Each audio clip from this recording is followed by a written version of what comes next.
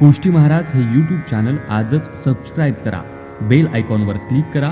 शुद्ध सांप्रदायिक चाली, कीर्तनं, प्रवचनं, कथा, पारायणं असे वारकरी संप्रदायाशी संबंधित व्हिडिओ पहा. आपणही पहा आणि इतरांनाही आग्रहपूर्वक सांगा. राम कृष्ण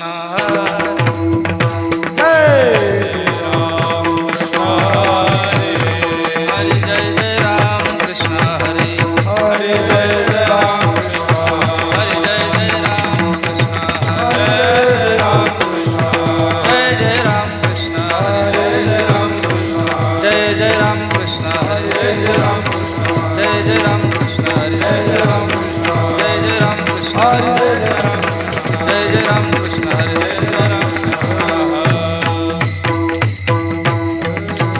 रूप पाहता लोचनी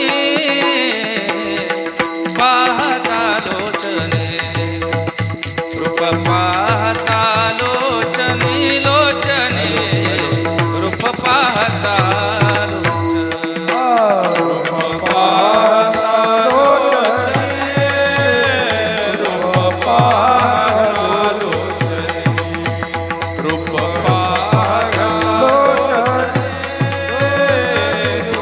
रूप पाहता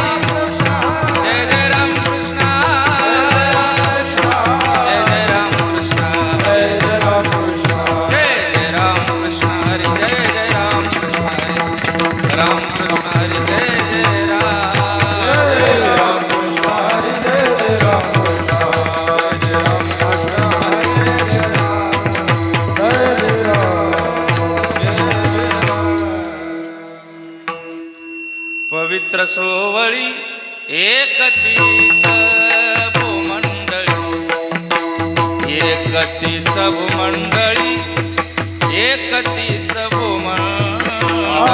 पवित्र सोहळे एकतेच भूमंडळी, एकतेच भूमंडळी, एकतेच भूमंडळी. पवित्र सोवळी एकतीच भूमंडळी, एकतीच भूमंडळी, एकतीच भूमंडळी. पवित्र सोहळे एकतेच भूमंडळी, एकतेच भूमंडळी, एकतेच भूमंडळी. ज्यांचा आवडता देव अखंडित प्रेम भाव, अखंडित प्रेम भाव, अखंडित प्रेम भाव.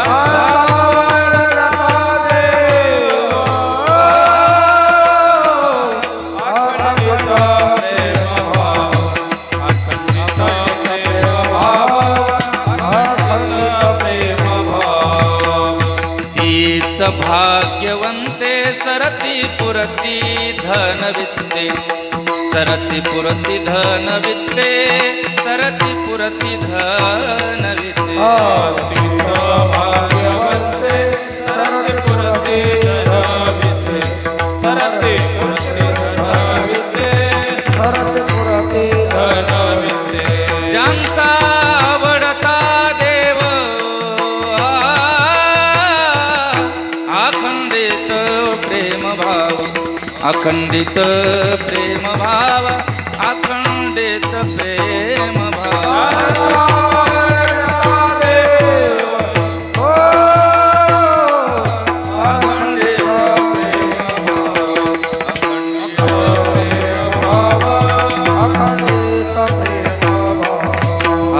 तुका म्हणे देवा त्यांची केली पावे सेवा, त्यांची केली पावे सेवा, त्यांची केली पावे सेवा.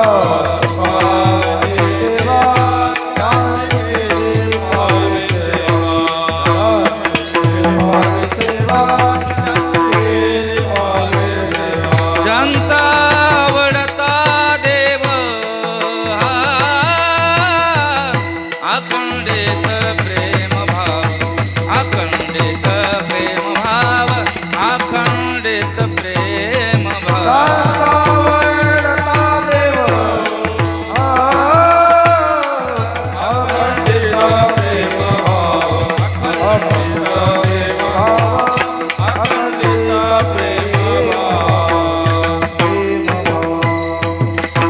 विठोबा रखुमाई, जय विठोबा रखुमाई, जय विठोबा रखुमाई,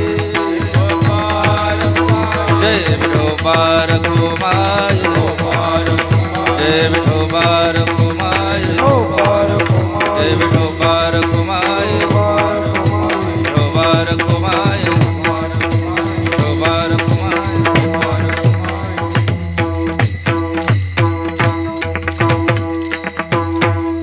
अभंगाची प्रथम चरणाची चाल सादर करण्यासाठी हरिभक्तपरायण बुंडोमंत महाराज खामकर आणि महादेव महाराज आव्हाड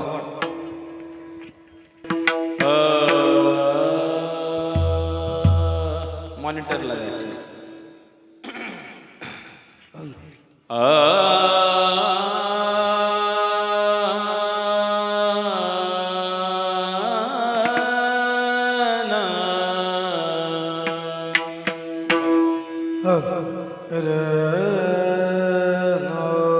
तुमचा आहे ना आवाज. पवित्र सुवळी, पवित्र सुवळी, पवित्र सुवळी, पवित्र सुवळी. पवित्र सोहळे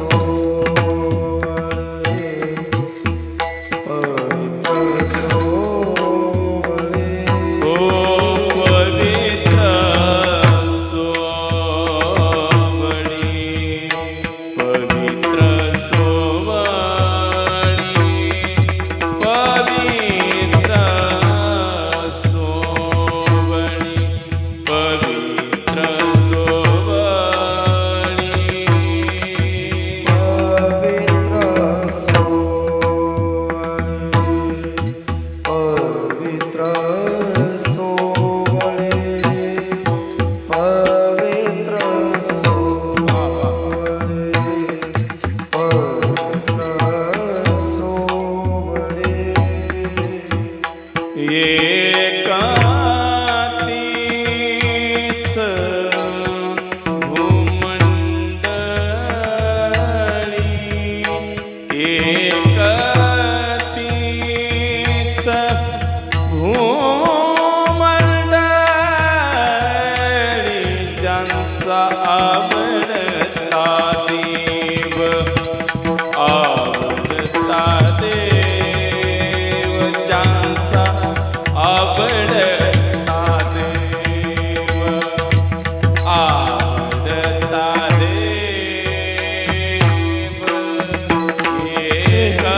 एकातीच भूमंडळ वा वा, क्या बात. एकातीच भूमंडळ ज्यांचा आवडता देव आवडता देव त्यांचा आवडता देव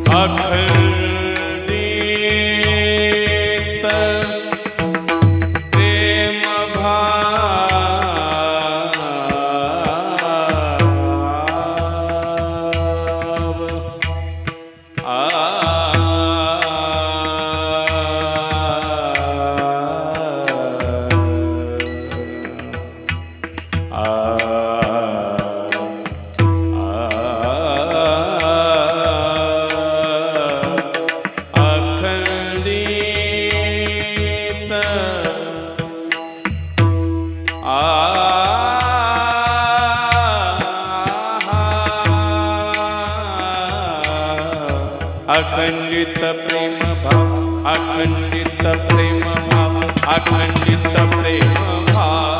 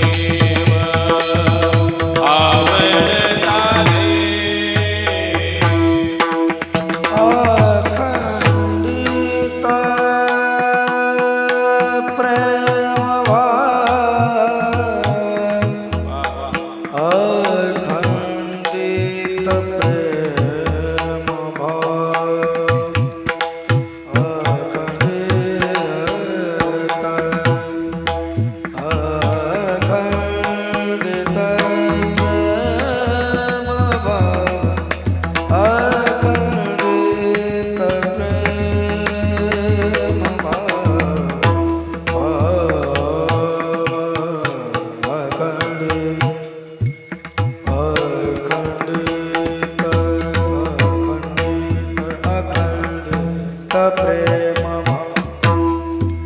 प्रेम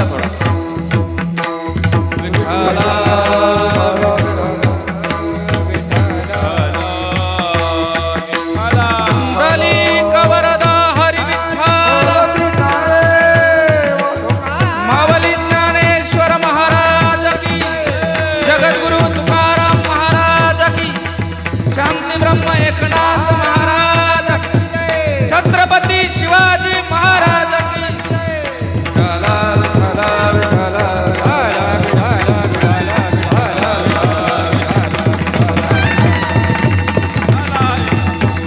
विठाला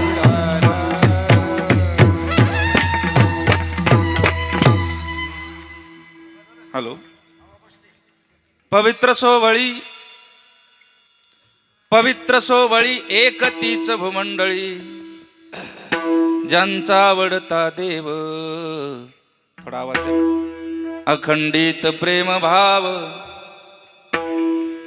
तीच भाग्यवंते सरती पुरती धन वित्ते ज्यांचा आवडता देव अखंडित प्रेम भाव तुका म्हणे देवा त्यांची केली पावे सेवा ज्यांचा आवडता देव अखंडित प्रेम भाव पांडुरंगा करो पांडुरंगा करो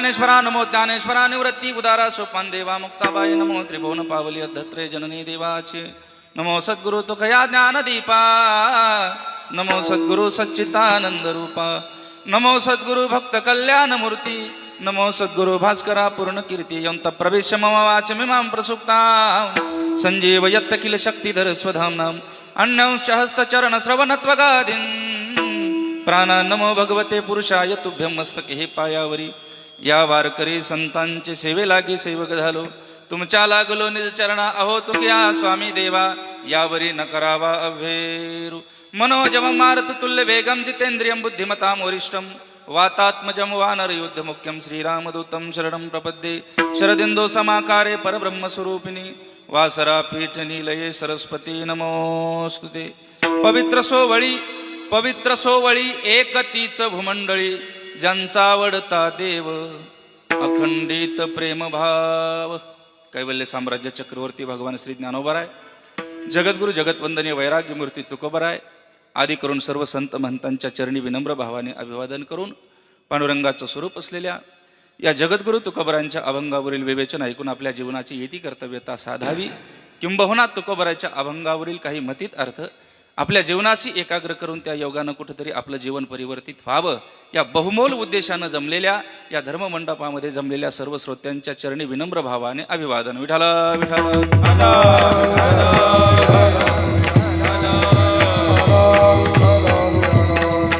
प्रेम सज्जन आपल्या समोर गायलेला अभंग जगद्गुरु जगतवंदनीय वैराग्य मूर्ती तुकोबरांचा असून 4 चरणाचा आहे. या अभंगामध्ये जगद्गुरु तुकोबराय संतांच्या जीवनाचा गौरव करतात, संतांच्या जीवनाचा जय जयकार करतात. पण हा गौरव करत असताना जगद्गुरु तुकोबराय नेमकं संतापाशी असलेल्या कुठल्या तत्वाचा गौरव करतात तर याची विचारणा महाराज संपूर्ण अभंगामध्ये करतात. महाराज जगद्गुरु तुकोबराय संतांच्या जीवनात असलेल्या पावित्रतेचा गौरव करतात. विठाल विठाल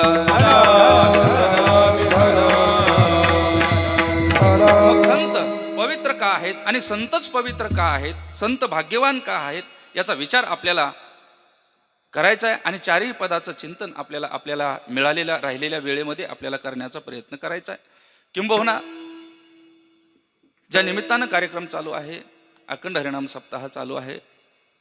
दरवर्षी आपल्या चिखली या गावचा भव्य दिव्य स्वरूपात असलेला परमपूज्य सद्गुरू साधूबाबा महाराज यांच्या 50व्या सुवर्ण पुण्यतिथी महोत्सवानिमित्त अखंड हरिनाम सप्ताह तथा ग्रंथ कौस्तुभ श्री एकनाथी भागवत जयंती चतुःशतकोत्तर सुवर्ण महोत्सव व एकनाथी ग्रंथ भागवत पारायण सोहळा या निमित्तानं चालत असलेला भव्य दिव्य स्वरूपाचा आपला हा अखंड हरिनाम सप्ताह आणि या अखंड हरिनाम सप्ताहामध्ये प्रथम दिवसाची सेवा माझ्या वाट्याला आलेली आहे. विठाल विठाल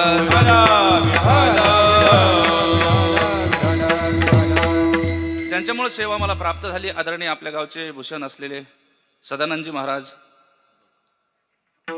बघ, तसेच परम आदरणीय परम वंदनीय महाराष्ट्रातील सुप्रसिद्ध कीर्तनकार आमचे ज्येष्ठ गुरुबंधू आदरणीय अशोकजी महाराज इदगे यांच्याकरवी आपल्या दर्शनाचा योग मला प्राप्त झालेला आहे. या कीर्तनाच्या प्रसंगानं कीर्तनाच्या साथीसाठी महाराष्ट्रातील नामांकित गायनाचार्य मृदंगाचार्य या ठिकाणी उपस्थित आहेत.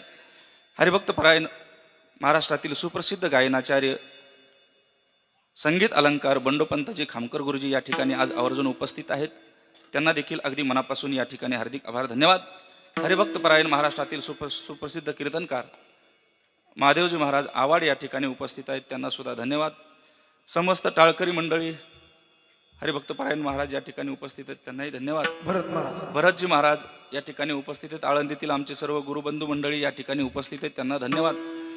इनेकरी बाबापासून आमचे हे दोन्ही मृदंगाचार्य आदरणीय अशोकजी महाराज यांचे ज्येष्ठ चिरंजीव मृदंगाचार्य सनत कुमार इदिगे यांना देखील मनापासून धन्यवाद. हरिभक्त परायण आमचे बालाजी महाराज खरात या ठिकाणी उपस्थित आहेत. हरिभक्त परायण पेटीवादक आपल्याच गावचे या ठिकाणी, त्यांना सुद्धा मनापासून धन्यवाद देतो. सुंदर असं या ठिकाणी चॅनल आहे आदरणीय कोष्टी बाबांचं, ते देखील आज या ठिकाणी उपस्थित आहेत, त्यांना धन्यवाद. संपूर्ण टाळकऱ्यांना, संपूर्ण आयोजकांना सर्वांना धन्यवाद देऊन मी माझ्या चिंतनाला प्रारंभ करतो. विठाल विठाल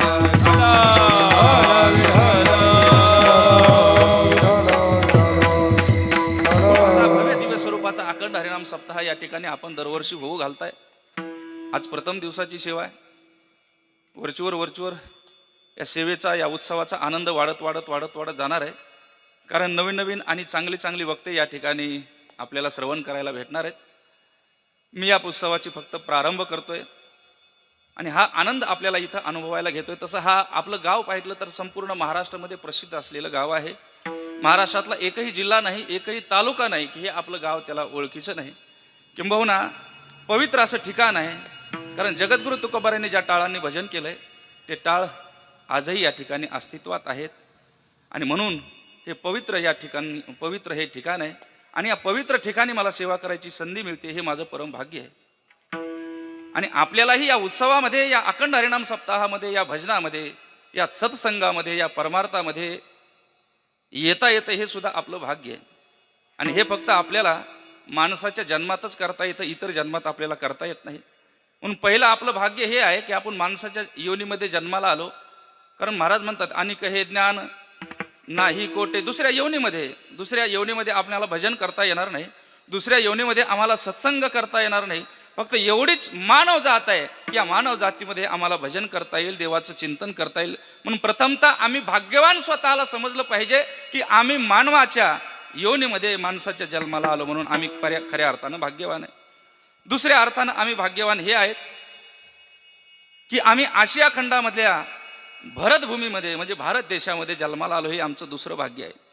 कोणी म्हणेल का आमचं भाग्य आहे, तर बाकीचे देश वेगळे आहेत आणि आमचा भारत देश वेगळा आहे. लक्षात घ्या, बाकीचे देश वेगळे आणि आमचा भारत देश वेगळं.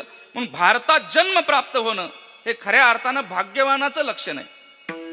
आमचं भागवत तर ओरडून सांगतंय, भरतखंडे नरदेह प्राप्ती हे तो परम भाग्याची संपत्ती. भारतामध्ये जन्म प्राप्त होणं हे परम भाग्याचं लक्षण आहे. म्हणून आम्ही भाग्यवान आहोत की आम्ही भारतामध्ये जन्म आम्हाला प्राप्त झाला. का आम्ही भाग्यवान आहोत लक्षात घ्या, कारण बाकीचे देश वेगळे आणि आमचा भारत देश वेगळा. इतर देशाचं राहणीमान वेगळं, इतर देशाची भाषा वेगळी, इतर देशाची संस्कृती वेगळी आणि आमच्या भारत देशाची संस्कृती वेगळी आहे. आमच्या भारतीय संस्कृतीचं अनुकरण इतरत्र देशाने करावं, ही अशी पवित्र आमची भारताची संस्कृती आहे. म्हणून आम्ही खऱ्या अर्थानं भाग्यवान आहोत की या भारत भूमीमध्ये आम्हाला जन्म प्राप्त झाला. विठाला विठाला.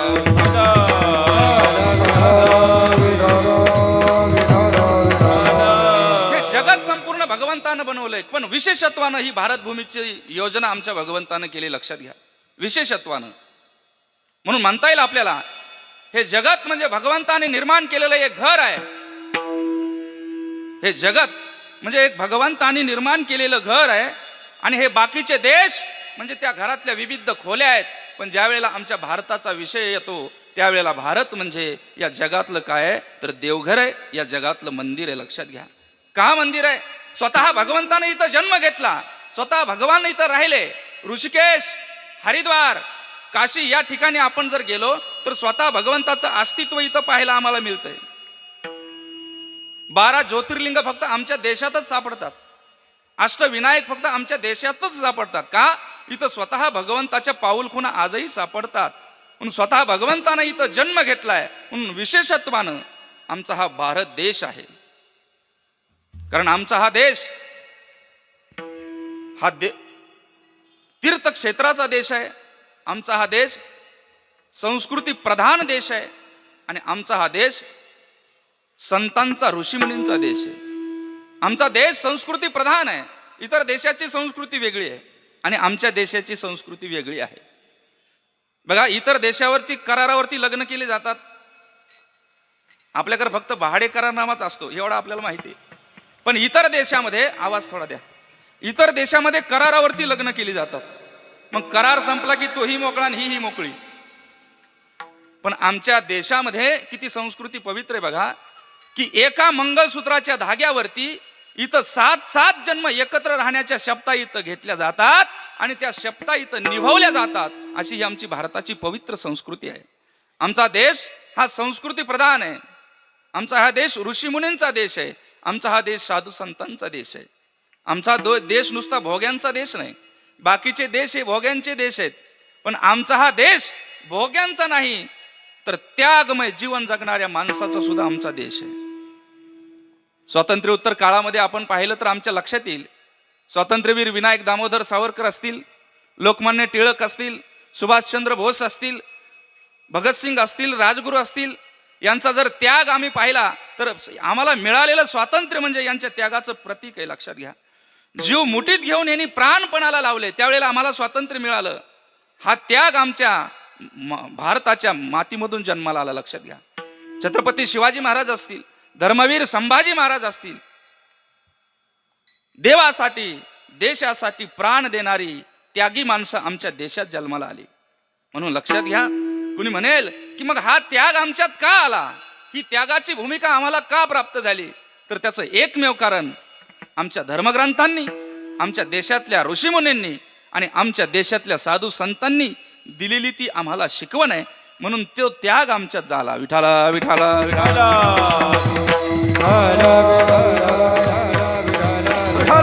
तुला सांगायचं काय, भारत हा एक अद्भुत असा देश आहे. आणि याच्याही पुढे जाऊन सांगू का, त्याच्याही पुढे आमचा महाराष्ट्र म्हणजे अति अद्भुत आणि अति पवित्र असं राष्ट्र आहे. कारण महाराष्ट्रासारखं पवित्र राष्ट्र या देशामध्ये दुसरं कुठलं नाही. म्हणून तर महाराष्ट्राच्या नावातच महानता आहे. अशी कुठल्याच राष्ट्रामध्ये महानता नाही, त्याला महान म्हणतच नाहीत. कुठल्याही राष्ट्राचं नाव घेऊन बघा, पण आमच्या महाराष्ट्राचं नाव घेतानाच महान हा शब्द उच्चारावा लागतो. ही आमच्या राष्ट्राची महानता आहे. ही महानता, ही पवित्रता आमच्या राष्ट्रामध्ये का आली, तर त्याचं एक कारण आहे. लक्षात घ्या.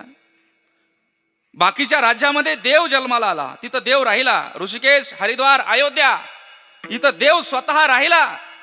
अरे पण तो देव आहे, त्याचं भजन केलं पाहिजे, त्याचं पूजन केल्यानंतर उद्धारून जाता येतं.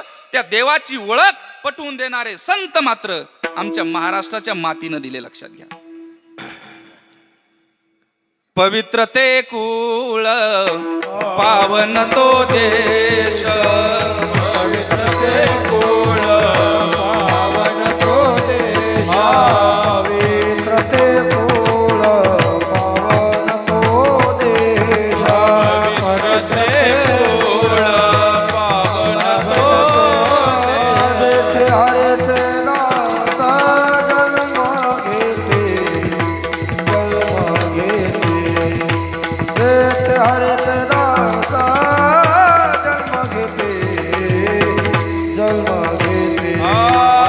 जेथे हरे दास जन्म घेते, जन्म घेते, जेथे हरे दास जन्म घेते, जन्म घेते.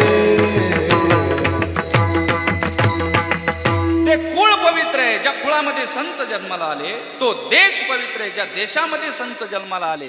ते राष्ट्र पवित्र आहे ज्या राष्ट्रामध्ये संत जन्माला आले. पवित्र ते कुळ, पावन तो देश, जेथे हरीचे दास जन्म घेते. जिथं हरीचे दास जन्म घेतात. आणि त्यातली त्यात पवित्र आणि पावन काय असेल तर आमचा पुणे जिल्हा आणि आपला हा परिसर आहे. लक्षात घ्या. कदाचित या चिखली गावामध्ये आमच्या जगद्गुरु तुकोबरायांच्या पाऊल खुणा कुठंतरी लागल्या असतील, त्यांचे चरणकज कुठंतरी लागले असतील. हा त्यांचा भक्तिमय परिसर आहे तुकोबरायांचा. आणि म्हणून हा परिसर पवित्र आहे. कारण जिथं संत राहतात तिथं पाप राहत नाही. जिथं संत वास्तव्य करतात तिथं पाप नाही, तर याच्या उलट पुण्याचं उभं पीक येत असतं. लक्षात घ्या. जेथे वैष्णवांचा वास, जेथे वैष्णवांचा वास, जेथे वैष्णवाचा वास, जेथे वैष्णवाचा वास, जेथे वैष्णवाचा वास, जेथे वैष्णवाचा वास, जेथे वैष्णवाचा वास, जेथे वैष्णवाचा वास. पुण्य पापाना पुण्य पापानाचा, जेथे वैष्णवाचा वास, जेथे वैष्णवाचा नाश. पुण्य पापानाचा, पुण्य पापानाचा, जेथे वैष्णवाचा वास, जेथे वैष्णवाचा वास, वास. हो, जेथे वैष्णवा देवांचा वास, पिके पुण्य पापा नाश. पापाचा तिथं नाश होतो आणि पुण्याचं उभं पीक येतं. जगद्गुरु तुकोबराय या परिसरामध्ये राहिले म्हणून हा पवित्र असा परिसर आहे, लक्षात घ्या. जेते वसती हरीचे दास, धन्य भूमी पुण्य देश. तो देश धन्य आहे जिथं संत राहतात. म्हणून आपला हा देश, आपला हा महाराष्ट्र पवित्र कशामुळे आहे तर ते संतांमुळे आहे. आणि त्या संतांनी दिलेली आजही शिकवण, त्या संतांनी दिलेल्या परंपरा आजही आम्ही आज तागायत टिकून आहेत, लक्षात घ्या. संतांचे उपकार आमच्यावरती एवढे आहेत की तेवढे उपकार कोणाचेच नाहीत. केले उपकार सांगू काय, बाप न करी आई शिमाय. खरे तर उपकार आपल्यावरती तिघा जणांचे आहेत. एक मायबापांचे आहेत, एक देवाचे आहेत आणि तिसरे संतांचे आहेत. मायबापांचे काय उपकार आहेत? मायबापाने आम्हाला जन्म दिला आणि हे एवढं मोठं शरीर दिलं. मायबापानं शरीर दिलं, हे मायबापांचे अगणित उपकार आहेत. पण नुसतं शरीर देऊन चालत नाही, तर त्या शरीरामध्ये जीव मात्र आम्हाला देवाने दिला. जेणे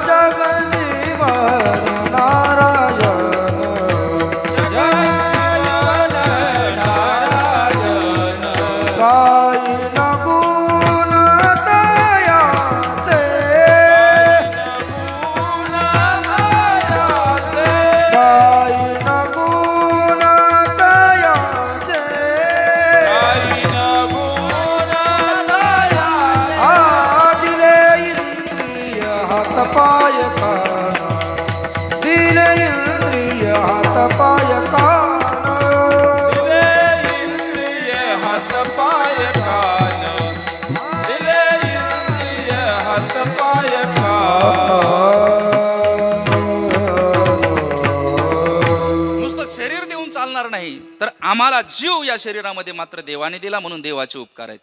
नुसतं शरीर देऊन चालत नाही, देव जेवूनही चालणार नाही. तर या समाजामध्ये जगावं कसं, वागावं कसं, हा जगण्याचा उत्तम मार्ग आम्हाला आमच्या संतांनी दाखवला. मार्ग दावून गेले आधी दया निधी संत ते. म्हणून संतांचे आमच्यावरती अगणित उपकार आहेत. आणि त्यांनी जो मार्ग दाखवला त्याच मार्गाने आजही आम्ही मार्गक्रमण करतोय, लक्षात घ्या. ही कीर्तनाची ज्ञानगंगा ज्ञानोबरायांनी पंढरपुराच्या वाळवंटामध्ये निर्माण केली. एकच टाळी झाली चंद्रभागे वाळवंटी, माझा ज्ञानराजा गोपाळांशी लाह्या वाटी. तीच परंपरा मी म्हणतोय हैवत बाबांनी, ज्ञानोबरायांनी, जगद्गुरु तुकोबरायांनी ज्या वेळेला हा सोहळा पंढरपूरचा सुरू केला असेल, काहीतरीच लोक असतील त्यांच्यासोबत जात असताना, पण आज तो सोहळा एवढा मोठा झालाय. मला वाटतं तुकोबरायांची दिंडी आणि ज्ञानोबरायांची दिंडी एकत्र केली तरी चंगराचंगरी झाल्याशिवाय राहणार नाही. विठाला विठाला.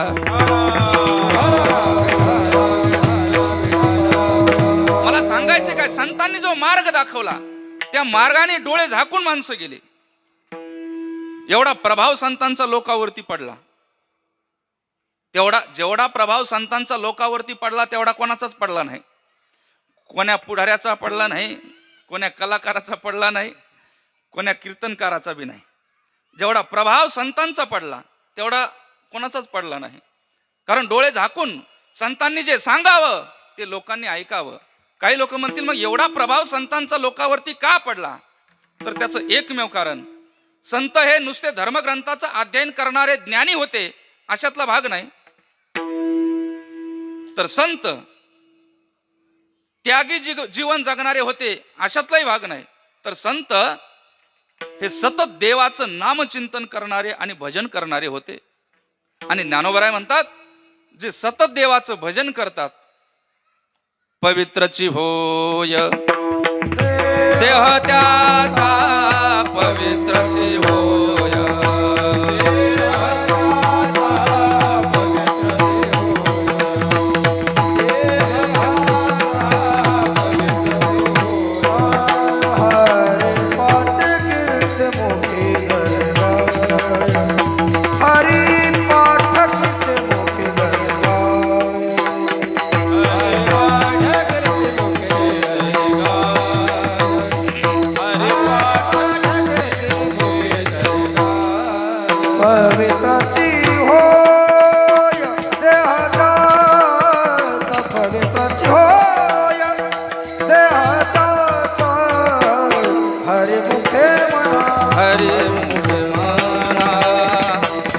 मुखे म्हणा हरी मुखे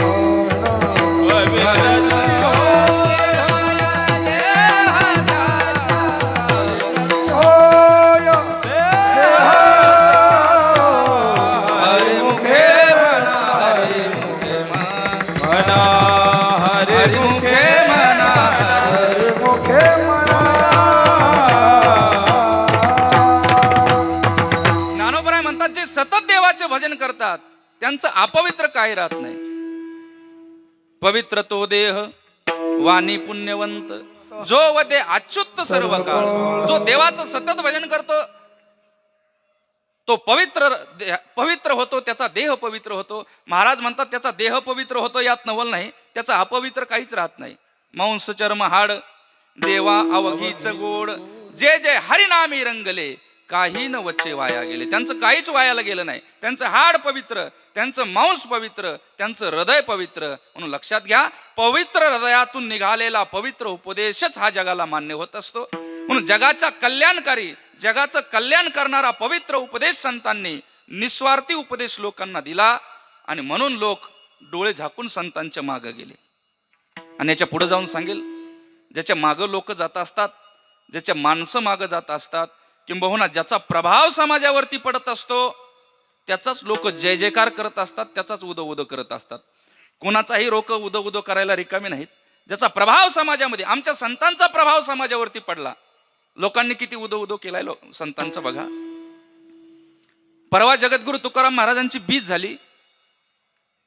त्या बीजेला महाराष्ट्रामध्ये असं एकही गाव नाही, एकही तालुका नाही की त्या तालुक्यातला एखादा माणूस आमच्या तुकोबरायांच्या बीजेला आला नाही. म्हणून तुकोबरायांच्या बीजेला सर्व माणसं, सर्व मराठवाडा, सर्व महाराष्ट्र एकत्र येतो आणि तुकोबरायांच्या नावानं उड्या मारतो. हा संपूर्ण लोकांनी, संपूर्ण समाजाने संत श्रेष्ठ जगद्गुरु तुकाराम महाराजांचा केलेला सन्मान आहे, लक्षात घ्या. आळंदीची कार्तिकी यात्रा, ज्ञानोबरायांचा समाधी सोहळा, सगळी लोक येऊन ज्ञानोबरायांच्या नावानं उड्या मारतात. गळ्यामध्ये टाळ घेऊन सगळं काही विसरून, देहभाव विसरून ज्ञानोबरायांच्या नावानं भजन करतात. ज्ञानोबरायांच्या नावानं केलेलं हे भजन हा ज्ञानोबरायांचा सर्व समाजाने केलेला गौरव आहे, सर्व समाजाने केलेला सन्मान आहे, लक्षात घ्या. उद्या नाथ महाराजांची नाथषष्ठी आहे. नाथषष्ठीला सुद्धा संपूर्ण महाराष्ट्र एकत्र येतोय. नाथ महाराजांच्या नावानं उद्या जागर करतोय, उद्या भजन करतोय, कीर्तन करतोय. अरे नाथ महाराजांची नाथषष्ठी म्हणजे नाथ महाराजांचा समाजाने केलेला गौरव आहे, नाथ महाराजांचा समाजाने केलेला सन्मान आहे. आपला सप्ताह झाल्यानंतर आपण गावामधून प्रदक्षिणा काढणार आहात. त्या प्रदक्षिणेमध्ये संपूर्ण गाव सहभागी होईल. पण त्या दिंडीमध्ये कोणाच्या डोक्यावरती गाथा असेल, कोणाच्या डोक्यावरती ज्ञानेश्वरी असेल, कोणाच्या डोक्यावरती एकनाथी भागवत असेल. अरे जगद्गुरु तुकोबरायांचा गाथा डोक्यावर घेऊन आपण गावामध्ये संपूर्ण प्रदक्षिणा घालतो. हा जगद्गुरु तुकोबरायांचा, हा नाथ महाराजांचा, हा संतांच्या विचारांचा लोकांनी केलेला सन्मान आहे, लक्षात घ्या. इथंही आपल्याला थांबता येणार नाही, कारण आमच्या संतांचा सन्मान लोक करतील याच्यात नवल नाही. तर आमच्या संतांचा गौरव देवाने सुद्धा केलेला आहे, लक्षात घ्या. तुका मने गाजे वैकुंठी सोहळा, तुका मने गाजे वैकुंठी सोहळा, तुका मने गाजे वैकुंठी सोहळा, तुका मने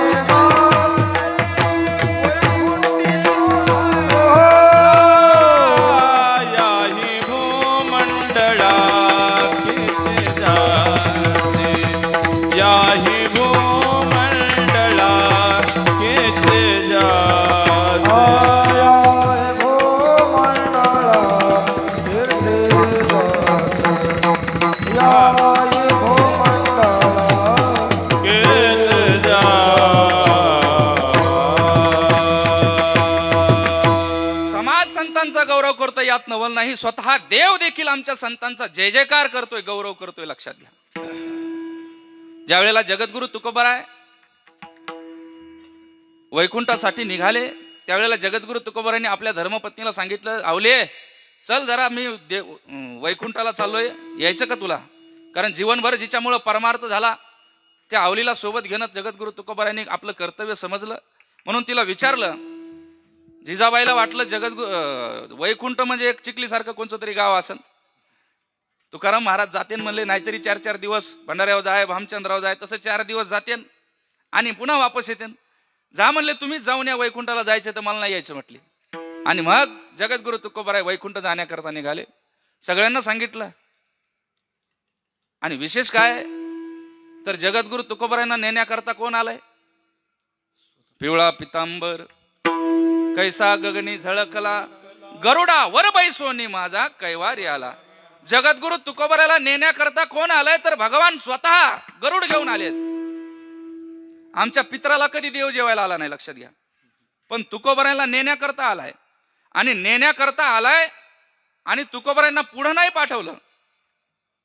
जया पूजिले आदरे पांडुरंगे. स्वतः देव गरुडावरून खाली उतरला आणि उतरल्यानंतर तुकोबारायांपाशी आला. तुकोबारायांचं पूजन केलं. तुकोबारायांचं पूजन केल्यानंतर तुकोबारायांच्या हाताला धरलं. देवी भक्ता लागी उपचार मांडले. महाराजांच्या हाताला धरलं. ज्या गरुडावरती देव बसला होता त्या गरुडाकडे तुकोबारायांना नेलं. घेऊन एकासनी विमानी बैसविले. स्वतःच्या आसनावर तुकाराम महाराजांना बसवलं आणि सन्मान किती केलाय बघा. धरून तन्मयाची छत्रे गौरविले वो, गौरविले वो, गौरविले वो. ज्ञान संपत्तीचे दरबार दिधले वो. अरे हा स्वतः देवानं आमच्या जगद्गुरु तुकोबारायांचा केलेला सन्मान आहे. विठाला विठाला.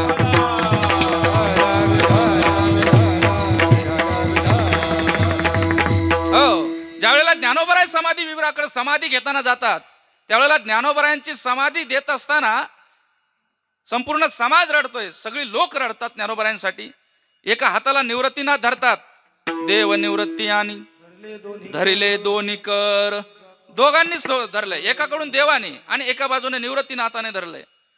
समाधी विवराकडे जात असताना ज्या समाधी शिळेवरती ज्ञानोबरायांना बसायचंय ती समाधी शिळा स्वतः देवानं आपल्या पितांबरानं साफ केली. लक्षात घ्या, आपल्या हातानं साफ केली आहे. आतमध्ये ज्या वेळेला ज्ञानोबराय समाधी घेत असताना बसतायत त्यावेळेला बाहेर तर सगळा समाज रडतोय, याच्यात नवल नाही.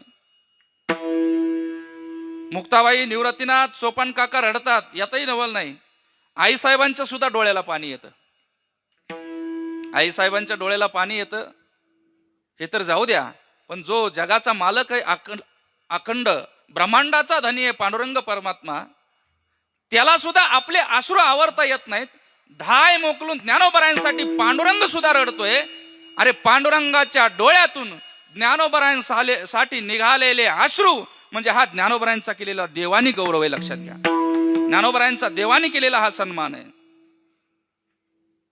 देव म्हणती रुक्मिणी हा एकच योगी देखील नाही.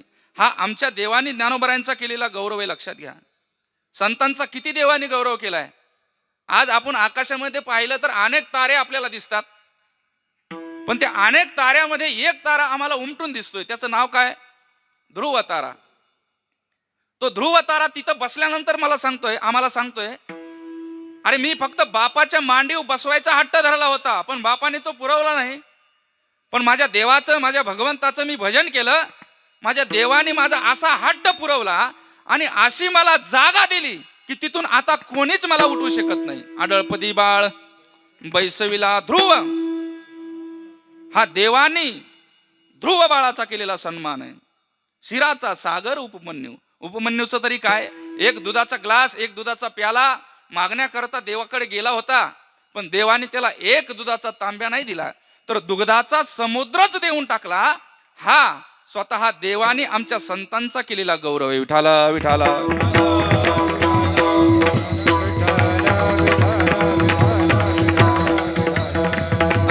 म्हणजे समाज संतांचा गौरव करतो, देवही आमच्या संतांचा गौरव करतो, जय जयकार करतो. आणि याच्या पुढे जाऊन सांगू का, संत देखील आमच्या संतांचा गौरव करतात. आता ही बाब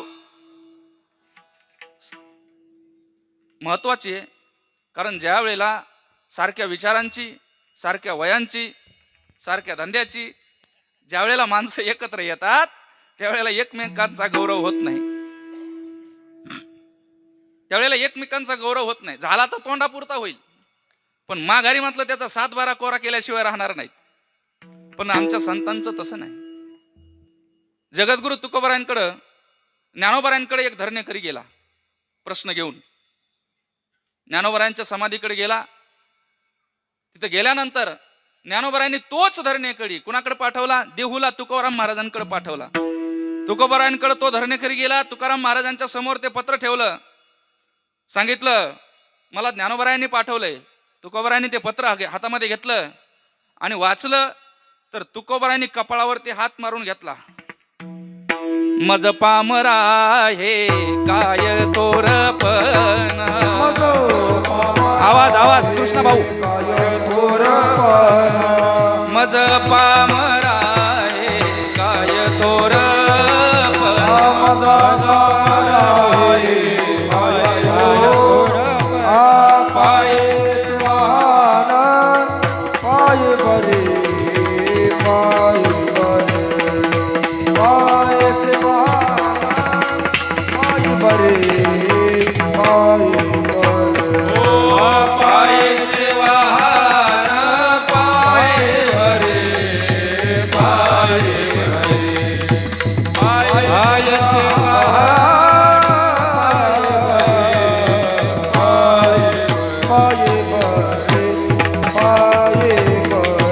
तुकोबाराय म्हणतात अरे ज्यांच्याकडून तू आलास माझी काही एवढी योग्यता नाही.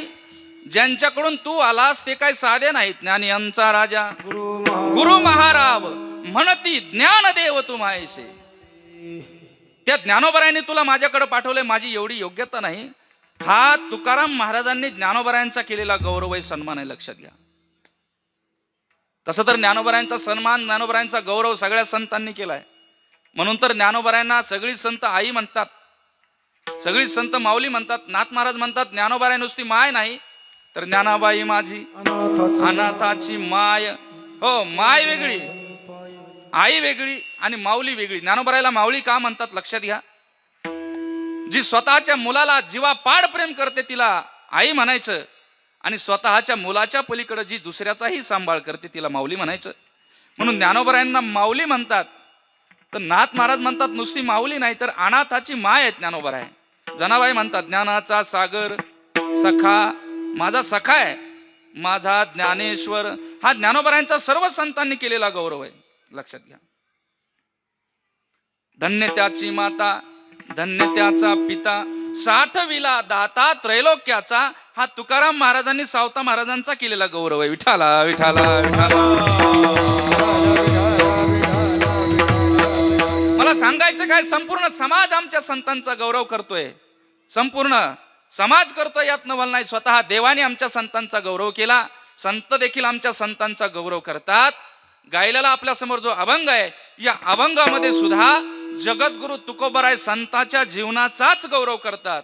पण हा संतांच्या जीवनाचा गौरव करत असताना नेमकं जगद्गुरु तुकोबाराय संतांपाशी असलेल्या कुठल्या तत्वाचा गौरव करतात तर याची विचारणा महाराज पहिल्या चरणात करतात. पवित्र सोबळे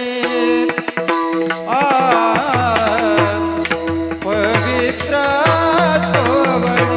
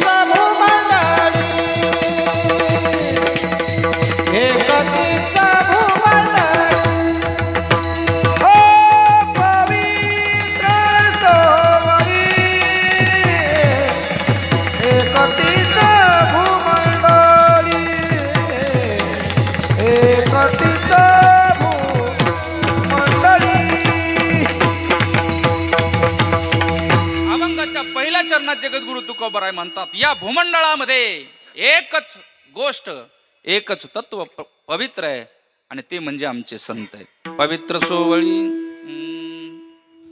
पवित्र सोवळी, एकतीच भूमंडळी. एकतीच हा शब्द महत्वाचा आहे. एकतीच याचा अर्थ दुसरं त्याच्यासारखं नाही. बाकीच्यांची निवृत्ती करणारा हा शब्द आहे एकतीच. जसं एखाद्या शाळेमध्ये एखादा विद्यार्थी असतो, सर म्हणतात आपल्या शाळेमध्ये एक तोच हुशार आहे, त्याचं नाव बाळू आहे. याचा अर्थ बाकीचे काय झाले तर ढ होतात. तसं एकतीच हा शब्द महत्वाचा आहे.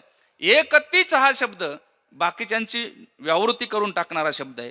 तुकोबराय म्हणतात या भूमंडळामध्ये एकच पवित्र आहेत आणि ते फक्त संत आहेत. एक पवित्र सोवळी, एकतीच भूमंडळी. या जगामध्ये एक तेच पवित्र आहेत. मग आम्ही असं म्हणू तुकोबराय, तुम्ही पवित्र संतांना म्हणा, आमची काही हरकत नाही, कारण संत पवित्र आहेत. पण या जगामध्ये फक्त संतच पवित्र आहेत. संता इतकं पवित्र काहीच नाही हे आम्ही मान्य करू शकत नाही. का? कारण अनेक आमच्या देशामध्ये अशी ठिकाण आहेत, अशी तीर्थक्षेत्र आहेत की जे पवित्रतेची नांदी आजही पुकारतात. लोक देवदर्शनाला त्या तीर्थाच्या ठिकाणी जातात. का? जीवनामध्ये झालेलं पाप घालवण्याचं एकमेव सामर्थ्य त्या तीर्थक्षेत्रांमध्ये आहे. म्हणून पुण्य कमावण्याकरता, पुण्य पदरात पाडण्याकरता आणि पाप घालवण्याकरता त्या तीर्थक्षेत्रावर जातात. मग अशी तीर्थक्षेत्र आहेत. अहो, एवढी प्रबलशाली जगद्गुरु तुकोबराय तीर्थक्षेत्र आहेत की जी नुसती डोळ्याने पाहिली तरी यमपुरीतून बायपास निघतो. लक्षात घ्या. दृष्टी पडता ब्रह्मगिरी, त्यासी नाही यमपुरी. अहो, ब्रह्मपुरी नुसती डोळ्यानं बघितली तरी त्याला यमपुरीला जायची गरज नाही. एवढे श्रेष्ठ तीर्थ आहेत आमच्या पृथ्वी तलावरती. बरं, आमच्या देशातल्या नद्या, आमच्या देशातल्या गंगा एवढ्या पवित्र आहेत की माणसं मेल्यानंतर सुद्धा त्या पवित्र करतात. म्हणून तर अस्थि विसर्जन करण्याकरता लोक अस्थि घेऊन जातात. कुठं? गंगेवरती. का? मेल्यावरती पवित्र करण्याचं सामर्थ्य त्या गंगेमध्ये आहे, म्हणून तर तिथं अस्थि विसर्जन करण्याकरता जातात. एवढे पवित्र आहेत, मेल्यानंतर सुद्धा त्या पवित्र करतात. अहो, केवढंही आपलं जीवनात पाप असू द्या, एका क्षणात पाप घालवायचं सामर्थ्य त्या गंगेमध्ये आहे. म्हणून तर लोक पाप घालवण्याकरता एक डुबकी जरी मारली, कितीही पाप असू द्या, तुमचं नाहीसं होतं. अहो, मी म्हणतो तुम्हाला पाप घालवायसाठी गंगेवर जायची गरज नाही. तुम्ही आंघोळ करताना नुसतं गंगा गंगा म्हणा, मग बाथरूम मध्ये का आंघोळ करीनात? वाच म्हणता गंगा गंगा, वाच म्हणता गंगा गंगा, वाच म्हणता गंगा गंगा, वाच म्हणता गंगा गंगा, वाच म्हणता गंगा गंगा, वाच म्हणता गंगा गंगा, वाच म्हणता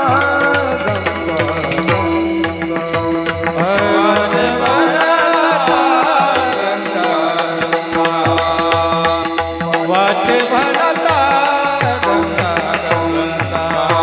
सकळ दोष जाती भंगा, सकळ दोष जाती भंगा, दृष्टी पडता ब्रह्म, दृष्टी पडता ब्रह्म.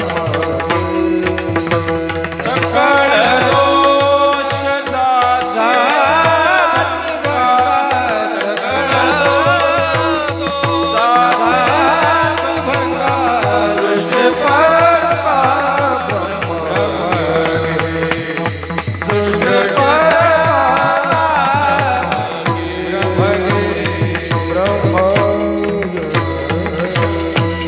अहो, आंघोळ करताना नुसतं गंगा गंगा म्हटलं तरी आमचं पाप नाहीसं होतं. एवढे तीर्थक्षेत्र आमचे पवित्र आहेत. आणि तुकोबराय तुम्ही म्हणता फक्त संतच पवित्र आहेत.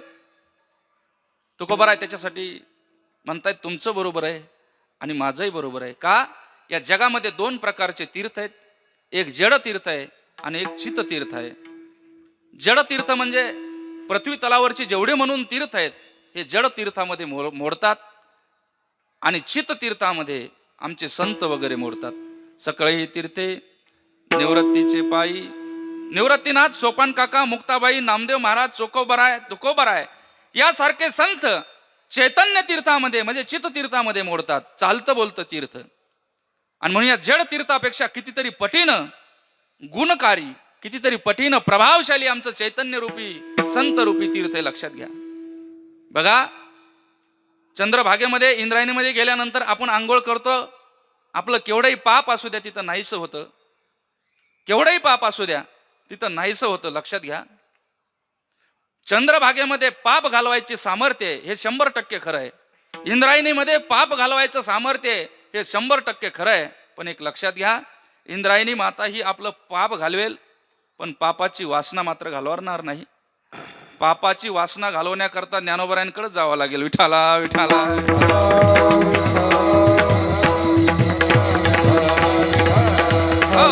आणि नद्यांमध्ये आंघोळ केल्यानंतर पाप वासना गेली असती तर इंद्रायणीच्या घाटावर आणि चंद्रभागेमध्ये चोऱ्या झाल्याच नसत्या.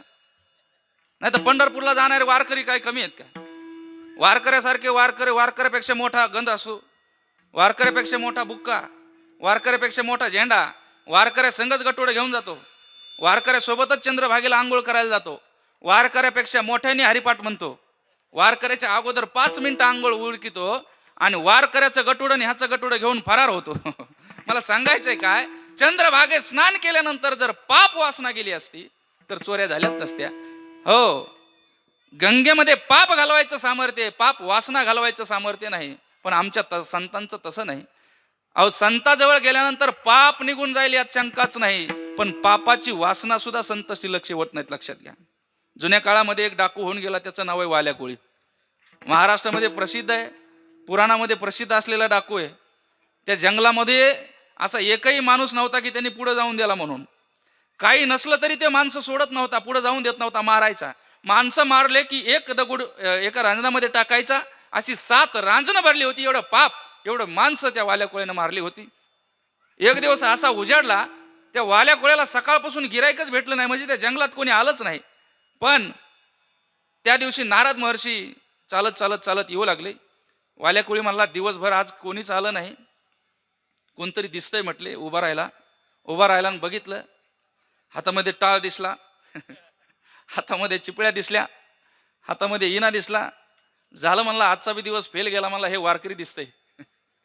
कारण पहिलं वारकऱ्याकडे काय नव्हतं, आता तसं राहिलं नाही. विठाला विठाला. मग टाळ विना चिपळ्या बघितल्या, जवळ गेला. जाऊ द्या म्हटलं, पण पुढे जाऊन द्यायचं नाही. असं अकराळ विक्राळ स्वरूप त्याचं जवळ गेला. नारदाच्या हाताला धरलं, हातातला परशू उगारला, नारद मुनीला मारू लागला. तेवढ्यात नारद मूर्तीने त्यांच्याकडे बघून स्मित हास्य करायला सुरुवात केली. वाल्याकुळी म्हटला, मी असा एवढा माणूस आहे, माझ्या नावाचा दराराच एवढा आहे की मला बघितलं की माणसाचा घाम फुटतोय, माझं नाव ऐकलं की घाम फुटतोय. आणि हा माणूस खुशाल त्याच्यावर कुऱ्हाड जरी उघडली तरी स्मित हास्य करायला काहीतरी वेगळाच दिसतोय. त्यावेळेला वाल्या कोळ्याने ती कुऱ्हाड खाली टाकली आणि सांगितली, कोण आहे तुम्ही? नारद महर्षी म्हटले, वाल्या, मी मरायला नाही आलो, तुला उद्धारायला आलोय, तुझा उद्धार करायला आलोय. किती माणसं मारले, किती पाप केलं? वाल्या कोळी म्हणला, किती पाप केलं याच्याशी तुम्हाला काही घेणं देणं नाही. मी माणसं मारले, मी पाप केलं, हे माझ्या घरच्यांसाठी केलंय, माझ्या परिवारासाठी केलंय, मला पाप पुण्याचं घेणं देणं नाही. त्यावेळेला नारद महर्षी म्हणतात, तुला किती माणसं मारायचे, किती पाप करायचे ते कर, पण ज्यांच्याकरता तू एवढं पाप करलेस, ज्यांच्याकरता तू एवढे माणसं मारलेस, एक वेळ तुला विनंती आहे, एकदा जाऊन फक्त त्यांना विचार की ज्यांच्यासाठी तू एवढं धन कमवलं, एवढं माणसं मारलेत, ते तुझ्या पापामध्ये कणभर तरी सामील होतील का, वाटून घेतील का? त्यावेळेला वाल्या कोळी थोडा विचार करू लागला. आणि एक लक्षात घ्या, चांगल्या शब्दाचा, चांगल्या विचाराचा परिणाम तात्काळ जरी नाही झाला तरी कालांतराने का होईना पण होत असतो. वाल्या कोळ्याने विचार केला की जायला काय हरकत आहे. नारद महर्षी म्हणले, तू जा. वाल्या कोळी म्हणला, तसा जाणार नाही, तुम्हाला बांधून जाईल, तुम्ही जर पळून गेले तर. नारद महर्षी म्हणले, खुशाल बांध. संतांचं जीवन इथं आपल्याला दिसतंय की जगाच्या उद्धाराकरता संत स्वतःला बांधून घेतात, हे संतांचं जीवन आहे. नारद महर्षीने वाल्या कोळ्याला घरी पाठवलं. वाल्या कोळी घरी गेला, पत्नीनं चहा पाणी केलं, पाय धुतले, पाणी दिलं, बाजेवरती बसला. आणि बसल्यानंतर पत्नीला सांगितलं, का ग, मी एवढं पाप तुमच्यासाठी केलं, एवढे माणसं मारले, तुम्ही माझ्या पापात थोडं वाटेकरी व्हाल का? त्यावेळेला त्या पत्नीनं सांगितलं, मालक, पतीच्या अर्ध्या पुण्यामध्ये पत्नीचा वाटा आहे, त्यांनी नाही दिलं तरी ते सहज तिला प्राप्त होतं, तो तिचा अधिकार आहे. पण तुमचं पाप हे तुम्हालाच भोगावं लागेल. मी वाटेकरू होऊ शकत नाही. जाऊ द्या म्हटलं, ही बाहेरून आलेली म्हणला, हिचं काय खरंय. ज्या मायबापाने मला जन्म दिला म्हणला, त्या मायबापाला एकदा विचारू. त्या मायबापाकडे गेला, आईला विचारलं, वडिलांना विचारलं, बाबा माझ्या पापात थोडं वाटेकरी व्हाल का. त्यावेळेला वडिलांनी सांगितलं, बाळा पापात वाटेकरी होता येत नसतं, पाप हे ज्याचे त्यालाच भोगावं लागतं, लक्षात घ्या. खिन्न मनाने वाळ्या कोळी काय झाला, खाली बसला, थंड झाला. बैसता संताचे संगती, कळो आले कमळापती, आपले कोणीच नव्हती, निश्चय चित्ती दृढ झाला. आणि वाल्या कोळी तिथून उठला, खिन्न मनाने रडत रडत खाली मान घालून नारद महर्षीकडे गेला. समोरून येणारा, खाली मान घालून येणारा वाल्या कोळी ज्या वेळेला नारद महर्षीनं पाहिला, नारद महर्षी म्हणतात, बास आपलं काम 100% झालं म्हणले, आता काही करायची गरज नाही. वाल्या कोळी आला आणि आल्याबरोबर नारदाला सोडला, नारदाच्या चरणावर लोटांगणच घातलं. महाराज रडू लागला, उठला आणि नारद महर्षीला म्हणू लागला, महर्षी एवढं पाप माझ्याकडून झालं, कृपा करून ह्या पापातून मला हे निवृत्त कसं होईल, याच्यासाठी मला मार्ग सांगा. नारद महर्षी म्हणले, भल्या माणसा संतांच्या चरणावर पडला आणि पाप कशाने जाईल म्हणतो. उठ म्हणले, ज्या वेळेला तू माझ्या चरणावरती पडलास ना, त्याच वेळेला तुझं पाप गेलं. म्हणजे लक्षात घे, संत चरण रज लागता सहज वासनेचे बीज जळून जाय. हो, मला सांगायचंय काय, संतांच्या चरणावरती वाल्या कुळी पडला, संतांनी पाप घातलं, याच्यात नवल नाही. तर पापाची वासना सुद्धा नारद महर्षीने शिल्लक ठेवली नाही. आणि हे फक्त एकच आहेत, आणि ते कोण आहेत, तर ते आमचे संत आहेत. म्हणून तुकोबराय म्हणतात, पवित्र सोवळी एक तीच भूमंडळी. या भूमंडळामध्ये एक तेच पवित्र आहेत. बाकीचे तीर्थक्षेत्र आहेत, तुमच्या नद्या पवित्र आहेत. मेल्यानंतर अस्थि विसर्जन करण्याकरता आपण नदीवरती जातो, कारण ते पवित्र आहेत. पण एक लक्षात घ्या, त्या मेलेल्या माणसामध्ये चैतन्य भरण्याचं सामर्थ्य त्या नदीमध्ये नाही. अचैतनामध्ये चैतना भरण्याचं सामर्थ्य त्याच्यामध्ये नाही. का कधी असं होतं, एखादा माणूस अस्थि विसर्जन करण्याकरता नदीवरती घेऊन गेला, नदीला दया आली, खूप चांगला माणूस होता, आणि ते अस्थि नदीत विसर्जन केल्यानंतर पुन्हा त्याचा माणूस तयार झाला आणि वर आला. कारण ते सामर्थ्य त्यांच्यात नाही, त्यांना जिवंत करता येत नाही, कारण ती शक्ती त्यांच्याकडे नाही. पण आमच्या संतांचं तसं नाही. मेलेल्याला सुद्धा पवित्र करण्याचं सामर्थ्य आमच्या संतात यात नवल नाही. तर अचैतनामध्ये सुद्धा चैतन्य निर्माण करण्याचं सामर्थ्य आमच्या संतांमध्ये आहे. एक दृष्टांत सांगेल म्हणजे आमच्या लक्षात येईल. आळंदीवरून ज्ञानोबराय निवृत्तीनाथ सोपान काका मुक्ताबाई पैठणकडे निघाले. पैठणकडे जात असताना मध्ये नेवाशाला थांबले. नेवाशालाच का थांबले, कारण नेवासा एक सिद्ध भूमी आहे. ज्ञानेश्वरी नेवाशालाच का लिहिली, तर नेवासा ही एक सिद्ध भूमी आहे, लक्षात घ्या.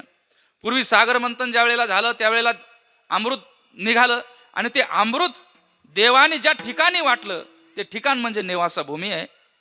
आणि किती योगायोग आहे बघा, त्याच देवाने या कलियुगामध्ये अवतार घ्यावा आणि ज्ञानेश्वरीच्या रूपानं ज्ञान अमृत सुद्धा त्याच जागेवरती सर्व समाजाला वाटावं, हा योगायोग आहे. आणि म्हणून त्याच ठिकाणी ज्ञानोबरायांनी पुन्हा ज्ञानेश्वरी लिहिली, लक्षात घ्या. तिथं थांबले, एका झाडाखाली मध्ये बसले. एका झाडाखाली बसल्यानंतर तिथून एक प्रेत यात्रा चालली होती. ती प्रेत यात्रा जात असताना पहिली सती जायची प्रथा होती, म्हणून महिला सती जायच्या. आता ती प्रथा राहिली नाही. पण ती सती जात असताना रडत होती. छोटा एक मुलगा सोबत होता, आणि तो छोटा मुलगा सोबत घेऊन ती महिला निघाली ते प्रेत यात्रेच्या पाठीमागं. त्यावेळेला झाडाखाली बसलेले ज्ञानोबराय निवृत्तीनाथ सोपान काका त्या महिलेनं बघितले. तिनं विचार केला, मरायचं तर आहेच आपल्याला, पण जाता जाता संतांचं दर्शन घेऊया, ज्ञानोबरायांचा आशीर्वाद प्राप्त करून घेऊ. कोणीतरी संत दिसत आहेत, नंतर पुढे जाऊ. मग तिनं विचार केला आणि ज्ञानोबरायांकडे आली, निवृत्तीनाथांकडे आली. मुक्ताबाईचं दर्शन घेतलं. मुक्ताबाईचं दर्शन घेतल्यानंतर निवृत्तीनाथाचं दर्शन घेतलं. निवृत्तीनाथाचं दर्शन घेतल्यानंतर सोपान काकाचं दर्शन घेतलं. ज्ञानोबरायांच्या चरणावरती ज्या वेळेला त्या माऊलीनं नतमस्तक झाली, त्यावेळेला ज्ञानोबरायांनी काही न पाहता आशीर्वाद देऊन टाकला, अखंड सौभाग्यवती भव. आता ज्या वेळेला अखंड सौभाग्यवती हा आशीर्वाद तिला प्राप्त झाला, त्यावेळेला ती बाई म्हणू लागली, महाराज दिसताय, तुम्ही संत दिसताय, कमीत कमी वर पाहून तरी आशीर्वाद द्यायचा. ज्ञानोबराय म्हणतात, काय झालं? अहो ते पुढं चाललेलं दिसतंय का? ते म्हटले, हो. काय? तर ते माझ्या नवऱ्याचं प्रेत आहे. म्हटली, प्रेत? 4 खांद्यावर जे चाललंय ते माझ्या नवऱ्याचं प्रेत आहे, ते आता जाळायला चाललंय आणि मी आता त्यांच्या पाठीमागं सती जाण्याकरता निघाले.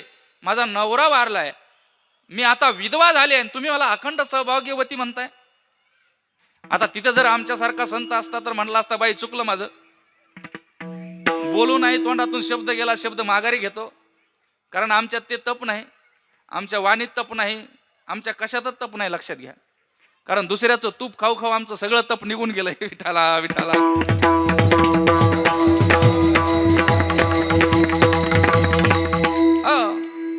ज्ञानोबराय म्हणतात शब्द गेला तो गेला. माझे या सत्यवादाचे तप वाचा केली बहुत कल्प. अनंत काल या वाचेनं तप केलंय, माझ्या वाणीतून शब्द निघून गेला. कुठे ते प्रेत, थांबा म्हणले त्याला. ती बाई थोडी गडबडली, म्हणली काय म्हणतात संत, पण संत म्हणतायत ना. विश्वास ठेवला आणि पळत पळत गेली. थांबा म्हटले. तेव्हापासून प्रेताला विसावा पुन्हा सुरू झाला आणि मग ते प्रेत खाली ठेवलं. ठेवल्यानंतर ज्ञानोबराय तिथं जवळ गेले. ज्ञानोबराय जवळ गेल्यानंतर सोडा म्हटलं याची सुतुळी. आता सुतुळी एवढी आवळून बांधली होती 4-4 माणसांनी. मेलेल्या माणसाला कामून एवढं आवळून बांधली, मला अजून काही मेळ लागला नाही, लक्षात घ्या.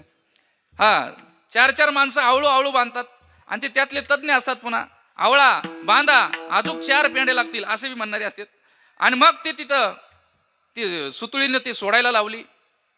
ते धोतर काढायला लावलं, पांघरून घातलेलं ते कोरं कापड.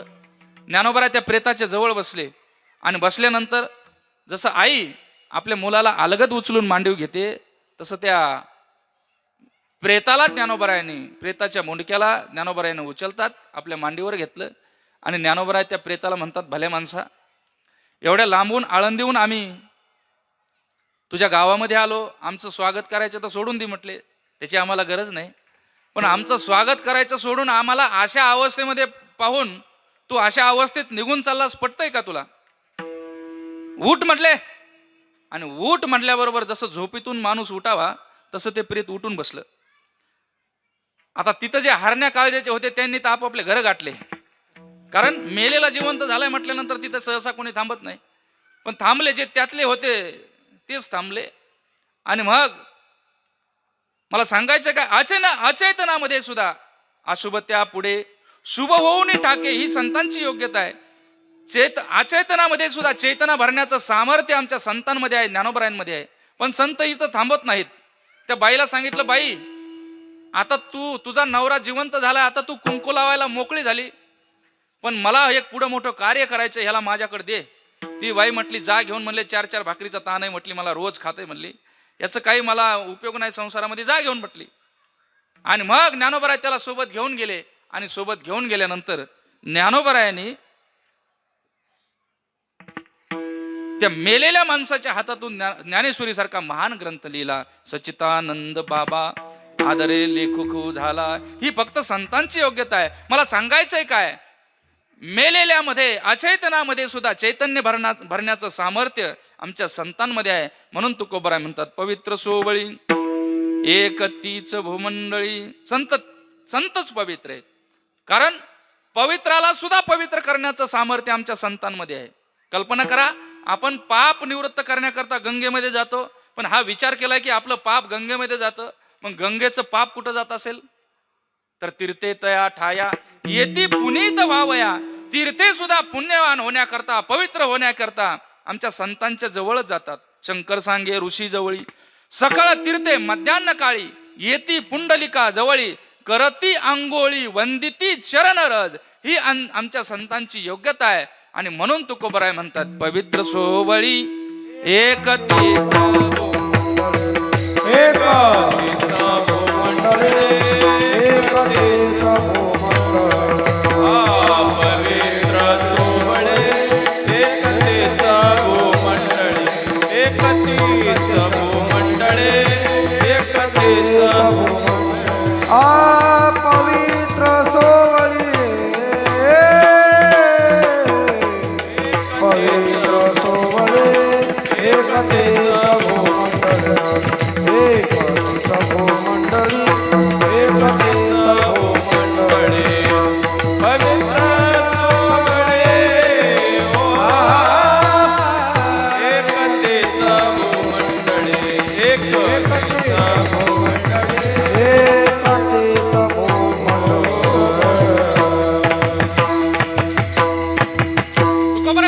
जगामध्ये फक्त आमचे संत पवित्र आहेत. पवित्र सोवळी, संत पवित्र आहेत आणि संत सोवळी आहेत. सोवळी या शब्दाचा अर्थ असा आहे की ज्याच्या जीवनामध्ये कुठलाच विटाळ नाही त्याला सोवळी म्हणायचं.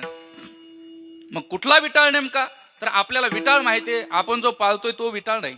कारण आपल्याला विटाळ दोन प्रकारचा माहिती आहे. एक माणूस जन्मल्यानंतर आपण विटाळ पाळतो आणि एक माणूस गेल्यानंतर आपण सुतक पाळतो, त्यालाही आपण विटाळ म्हणतो.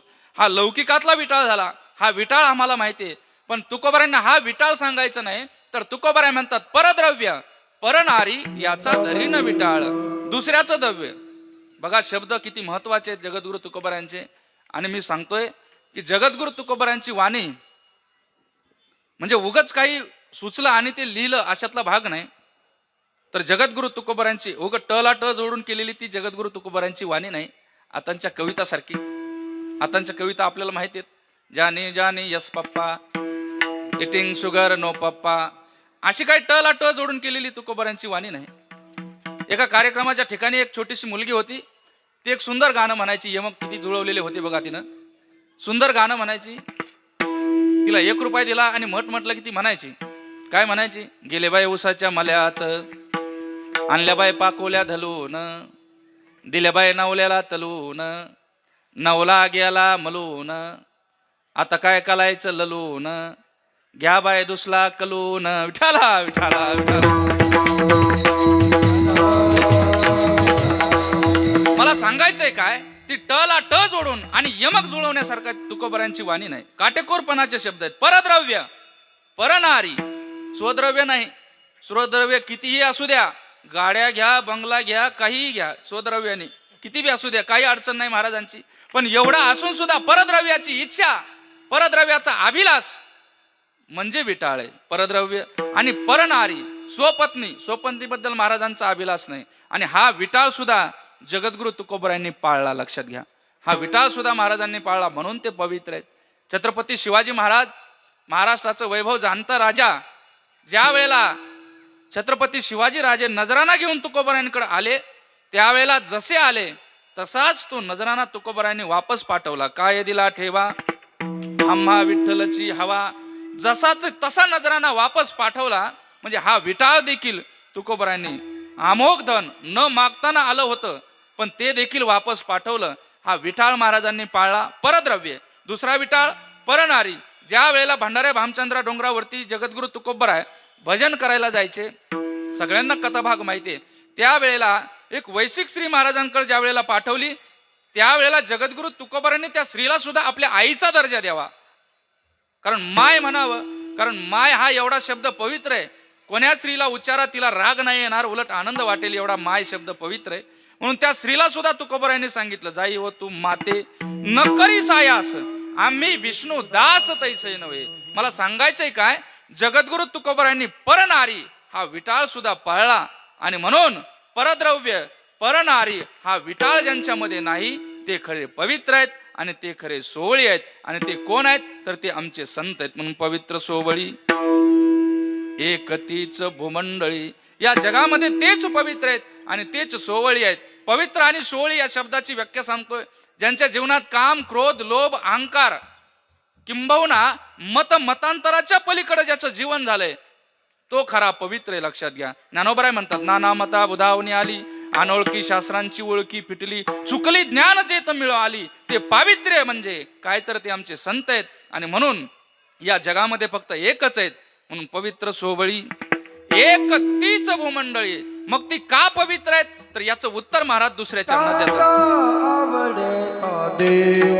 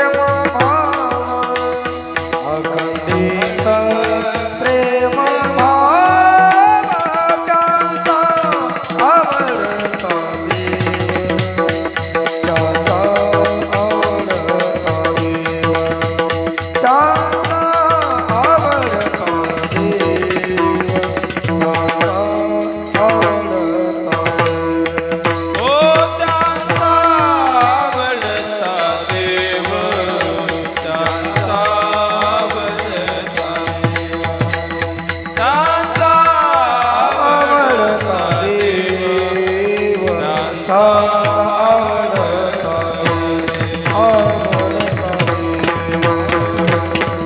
का पवित्र आहेत तर तुकोबराय म्हणतात त्यांचा देव आवडीचा आहे म्हणून ते पवित्र आहेत.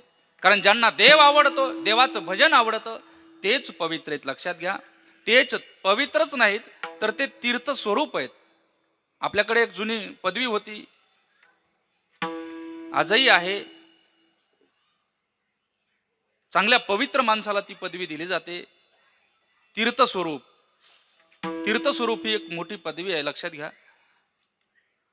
आणि म्हणून तेच तीर्थस्वरूप आहेत. कुठले? ज्यांना देव आवडतो ते तीर्थस्वरूप आहेत. जे देवांचं सतत भजन करतात ते तीर्थस्वरूप आहेत. संतांना देव आवडला, संतांच्या देव आवडीचा होता म्हणून ते तीर्थस्वरूप आहेत. ज्ञानोबराय याच्यासाठी एक ओवी खर्च करतात. ज्ञानोबराय म्हणतात ते पवित्र आहेत, ते तीर्थ आहेत. असं नाही तर तेच तीर्थ आहेत, दुसरे तीर्थ नाही. एक लक्षात घ्या, ज्ञानोबराय म्हणतायत ते तीर्थ ते क्षेत्र जगी तेच पवित्र, भक्ती कथेशी मैत्र जया पुरुषा. विठ्ठल विठ्ठला.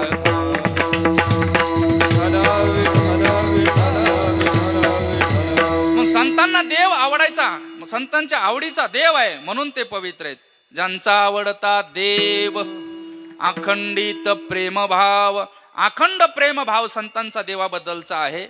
आणि म्हणून अखंड प्रेमभाव, अखंड खंडेना जीवन रामकृष्ण नारायण.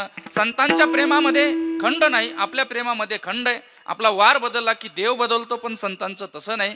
अखंड जी श्रद्धा आहे देवावरती ती आहे, ती आहेच. आणि म्हणून त्यांचा आवडता देव अखंडित प्रेमभाव. लक्षात घ्या, प्रेमभाव देवाबद्दल प्रेम आहे आणि ते निष्काम प्रेम आहे. मग देवाबद्दल प्रेम कसं असावं तर त्या प्रेमाची व्याख्या नारद महर्षी गोड करतात. नारद महर्षी म्हणतात संतांचं देवाबद्दल जे प्रेम आहे ते निष्काम भावनेतून सकारात्मक प्रेम आहे आणि ते प्रेम देवाला आवडत असतं. लक्षात घ्या, बाकीचं प्रेम आवडत नाही. प्रेम त्यालाच म्हणायचं जे निष्काम आहे. नारद महर्षी म्हणतात गुणरहितम कामनारहितम प्रत्यक्षणम वर्धमानम अविच्छिन्नम सूक्ष्म तरंग अनुभव रूपम गुणरहितम. जे गुण पाहून एकमेकावरती केलं जात नाही त्याला खरं प्रेम म्हणायचं. खरं तर गुण पाहून लोक एकमेकावरती प्रेम करतात आणि जर मग दोष दिसायला लागले की प्रेम हळूहळू काय होतं, कमी होतं. प्रेम हे गुणातीत, गुणाच्या आणि दोषाच्या पलीकडची गोष्ट आहे. लक्षात घ्या, मग गुण पाहून हा अनुभव तर आमच्या जीवनामध्ये सतत आम्हाला पाहायला मिळतो. कारण आमच्यावरती जे लोक प्रेम करतात, आता महाराज आहेतच इथं, सदानंदजी महाराज, अशोक महाराज जे आहेत. आता खरं तर यांच्या समोर मला कीर्तन करायला मिळालं हेच मोठं माझं भाग्य. विठाला विठाला.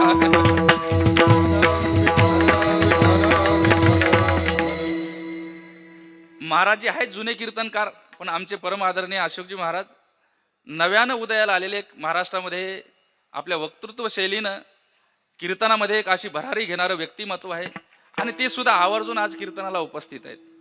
विठाला विठाला विठाला. आणि हा अनुभव आम्हाला सर्वांनाच माहिती आहे की आमच्यावर लोक प्रेम करतात हे गुण पाहून करतात. म्हणून तर म्हातारा झाल्यावर मृदंग वादकाला कोणी गावात बोलित नाही, कारण बोटच पुडीवरती बराबर चलत नाहीत, बोलवायची काही गरजच नाही. गायकाला आवाज बसल्यावर गायकाला कोणी गावात बोलवत नाही, आवाजच चलत नाही. आणि कीर्तनकाराचं तसंच आहे, दात पडल्यावर कीर्तनकाराला सुद्धा गावात कोणी बोलवत नाही. याचा अर्थ आपण आपली कला चोरून वापरायची अशातला भाग नाही. तेरा तुझको अर्पण, गावं तर आम्ही त्याच्यासाठी गावं. लक्षात घ्या, मला सांगायचंय काय, भावा वाटे जना तुका मनेसाठी गुणा. गुण पाहून जे केलं जात नाही त्याला खरं प्रेम म्हणायचं. गुणरहितम कामनारहितम, कुठलीही कामना मनामध्ये न ठेवता जे केलं जातं त्याला खरं प्रेम म्हणायचं. आता आम्ही एकमेकावरती प्रेम करतो पण काहीतरी कामना ठेवूनच प्रेम करतो. लक्षात घ्या, माणसं व्यवहारामध्ये एकमेकाच्या लग्नामध्ये मोठी गिफ्ट वस्तू देतात, पण केवढीही गिफ्ट देऊ द्या, केवढीही मोठी वस्तू देऊ द्या, पण तू वस्तू देत असताना एक गोष्ट मात्र आम्ही विसरत नाही. का काय विसरत नाही तर याचकडून हीचकडे हे नाव मात्र आम्ही त्या वस्तूवरती लिहायचं विसरत नाही. का त्याच्या कधी काळी जर आम्ही घरी गेलो तर आमच्या मित्रमंडळीला सुद्धा ते आमचं नाव दिसावं एवढी तरी किळकोर कामना आपल्या मनामध्ये असतेच. पण याला प्रेम म्हणायचं नाही. प्रेम तेच आहे जे कामनेच्या पलीकडे आहे. कामना रहित प्रत्येक क्षणम वर्धमानम, जे प्रत्येक क्षणाला वाढतच जातं त्याला प्रेम म्हणायचं. आणि वाढलं तरच त्याला प्रेम म्हणायचं, घटलं तर त्याला वासना म्हणायचं. कारण वासना वाढत नाही आणि प्रेम घटत नाही. हो, प्रेमात वाढणं आहे आणि वासनेत घटणं आहे. लक्षात घ्या, घटली तर वासना म्हणायची आणि प्रेम हे वाढत जातं. आणि नुसतं वाढतं म्हणजे ते गुण पाहूनच वाढतं अशातला भाग नाही. खरं जर एखाद्यावर आपलं प्रेम असेल ना तर त्याचे दोष पाहून सुद्धा प्रेम वाढतच असतं. बघा, एका गावामध्ये 2 मुलं खेळत होते आणि ते 2 मुलं खेळत असताना खेळता खेळता त्यांची भांडणं लागली. भांडणं लागल्यानंतर एका मुलाने असा दगड घेतला आणि दगड घेऊन एका पोराला फेकून मारला. त्याच्या चाळ्यावरती इथं लागला, रक्त निघू लागलं. आता जिचा तो पोरगा होता तिनं तो हाताला धरला. हाताला धरल्यानंतर ज्या पोराने दगड मारला त्याच्या पोराच्या आईकडे गेली. अहो बाहेर या, अहो बाहेर या, तुमच्या पिंट्याने माझ्या पोराचा डोळा फोडलाय म्हटले, बाहेर या. आता ती आतमधून बाहेर आली. तिनं काय म्हणायला पाहिजे? चुकलं आमच्या पिंट्याचं, माफ करा, एवढं म्हणायला पाहिजे का नाही? ती म्हणली, हा, आमच्या पिंट्याचा नियमच तसा आहे का, चुकायचाच नाही. आता डोळा ह्याचा गेला ना, पण मला सांगायचंय काय, पिंट्याने डोळा फोडणं हा दोष आहे का गुण आहे? हा दोष आहे. पण पिंट्या जर माझ्या प्रेमाचा विषय असेल तर दोषानं सुद्धा प्रेम वाढतं. लक्षात घ्या. म्हणून प्रत्येक क्षणम वर्धमानम, जे प्रेम प्रत्येक क्षणाला वाढत असतं त्याला प्रेम म्हणायचं. सूक्ष्म तरंग, ज्याचं आपल्यावरती प्रेम आहे त्यालाही कळता कामा नये की आपलं त्याच्यावरती प्रेम आहे. प्रेम एवढं सूक्ष्म आहे आणि हे प्रेम संतांच्या जीवनामध्ये आहे, देवाबद्दल आहे. आणि म्हणून संतांना देव आवडतो. आणि एक लक्षात घ्या, संतांना देव आवडतो या म्हणून देवांना सुद्धा संत आवडतात. एक प्रमाणे बघा, देवांना सुद्धा किती संत आवडतात की संतांच्या चरणीच्या कणाची इच्छा सुद्धा देव इच्छी संत चरणीचे रज, देव इच्छी संत चरणीचे रज. देवांना सुद्धा संत आवडतात. का आवडतात? तर ते भजन करतात आणि ते पवित्र आहेत. अहो, ते एवढे पवित्र आहेत, एवढे पवित्र आहेत की जगद्गुरु भगवान स्वतः म्हणतात की त्यांच्या चरणीच्या कणामुळे मला पवित्रता आहे. त्यांचे चरण रेणू वंदिता मज केवढी आली पवित्रता. म्हणजे संतांची पवित्रताच एवढी आहे की स्वतः देव सुद्धा त्यांच्या रजकण लागल्यानंतर स्वतःला पवित्र समजवतो. एवढे आमचे संत पवित्र आहेत. आणि हे संत कशामुळे पवित्र आहेत? की ज्यांचा आवडता देव, अखंडित प्रेमभाव. संत पवित्र आहेत, संत सोहळी आहेत. आणि संतासारखं भाग्यवान सुद्धा या जगात कोणी नाही. तीच भाग्यवान, तीच भाग्यवंती, तीच भाग्यवंते, तीच भाग्यवंते.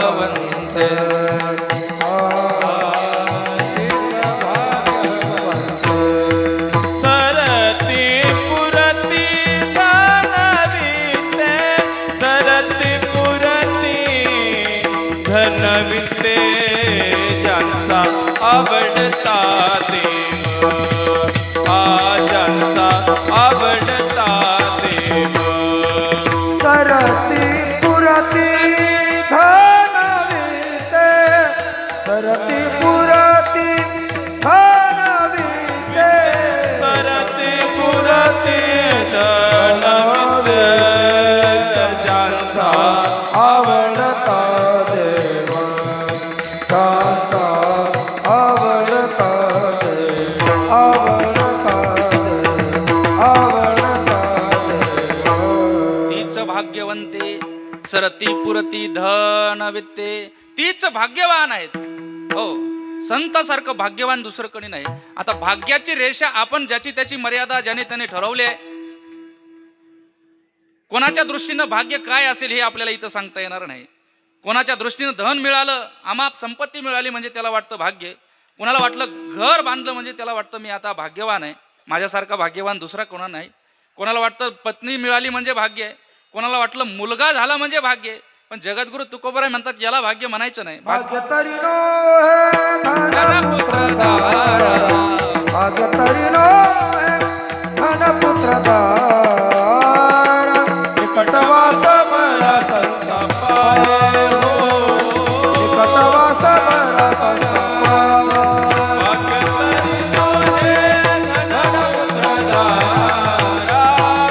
निकटवास बरा संत पाये हो, निकटवास बरा संत पाये.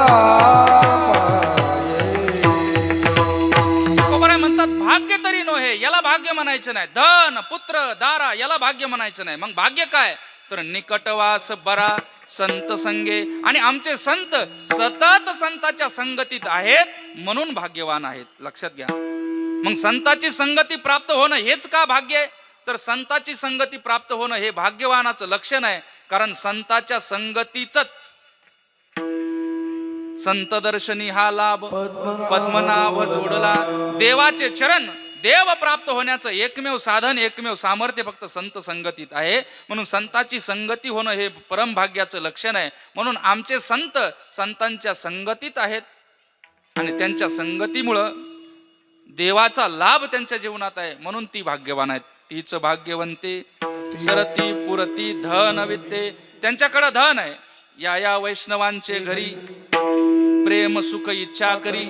रिद्धी सिद्धी कर जोडोनी द्वारी तिष्ठती. द्वारामध्ये रिद्धी सिद्धी उभा आहेत का? तुकोबरांच्या मागण्या करता. काही लोक म्हणतील आम्ही सदैव सुडोके, जवळी येता.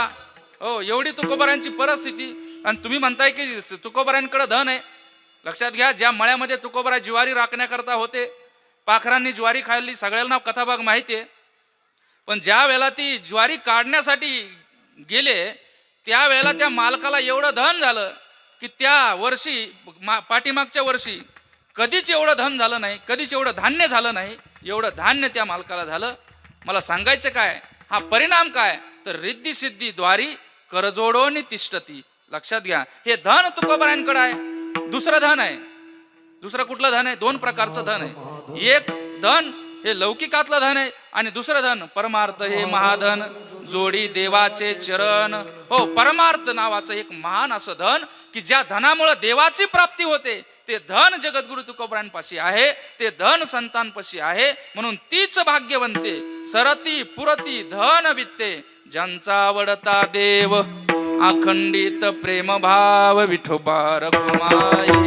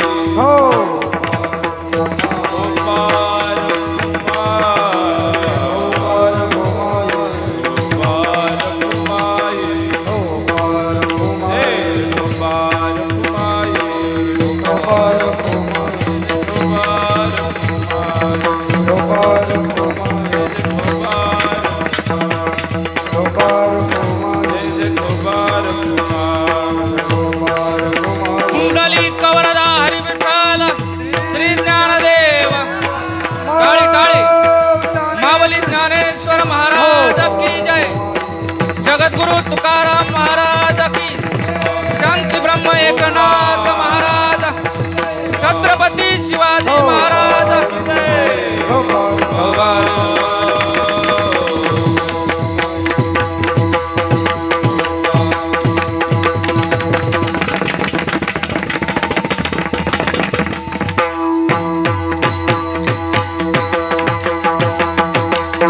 ज्यांचा आवडता देव अखंडित प्रेमभाव. त्यांच्या जीवनामध्ये अखंड देवाबद्दल प्रेम आहे म्हणून ते पवित्र आहेत, म्हणून ते सोवळी आहेत. तीच भाग्यवान आहेत. आणि अशा संतांची सेवा केल्यानंतर तुकोबराय म्हणतात तीच सेवा देवाला प्राप्त होते. अभंगाचं सेवा.